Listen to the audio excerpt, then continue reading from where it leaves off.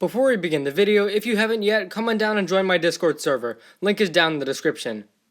Every Ninjago episode has a title, and some are very long and not that good. Yeah, episode 73, I'm looking at you. On the other hand though, there are lots of very good episode names that are well thought out and do have meaning to them. So let's take a look at the top 10 best Ninjago episode names.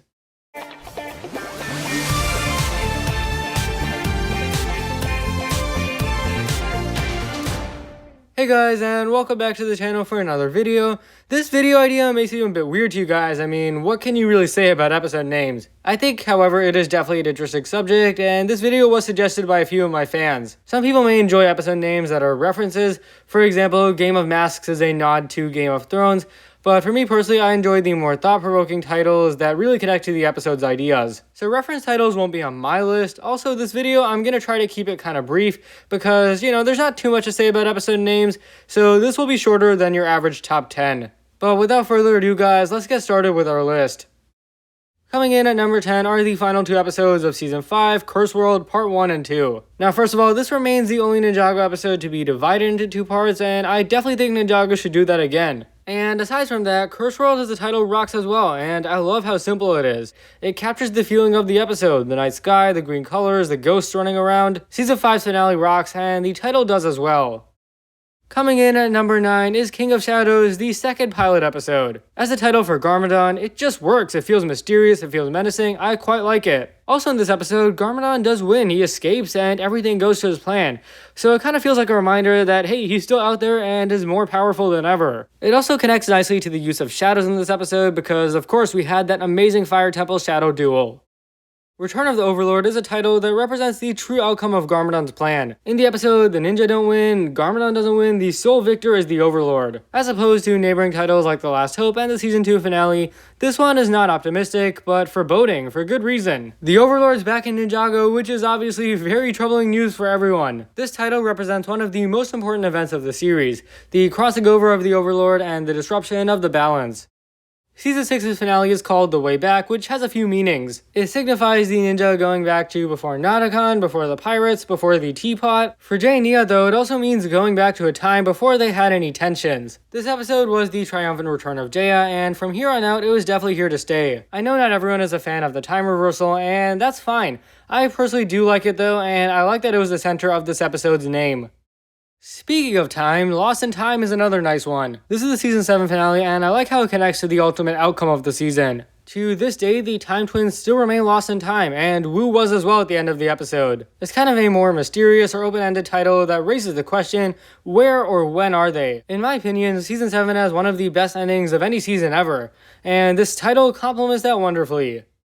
My favorite episode in all of Ninjago is the Season 3 finale, The Titanium Ninja. Obviously, this episode was a big change for Zane because he goes from looking like a human to a complete design change in Season 4. And also, there's an identity change because Zane isn't the white ninja anymore, but the Titanium Ninja. And this idea is very prominent in Season 4, and especially Episode 42. A lot of thought was definitely put into making Zane's story carry over into Season 4, and this episode name exemplifies that and tells us more is coming.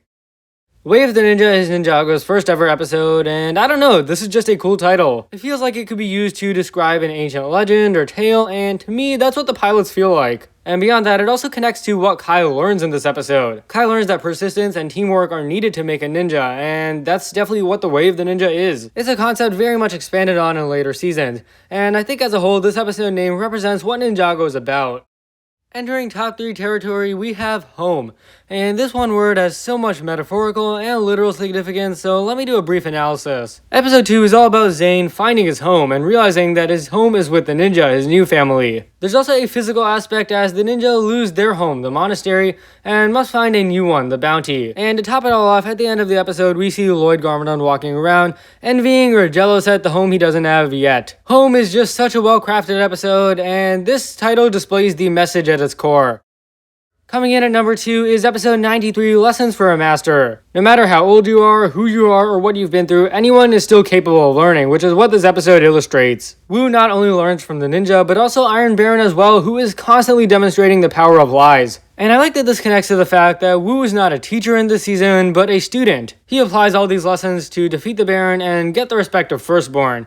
And I like this title because it really shows what this season was all about for Wu.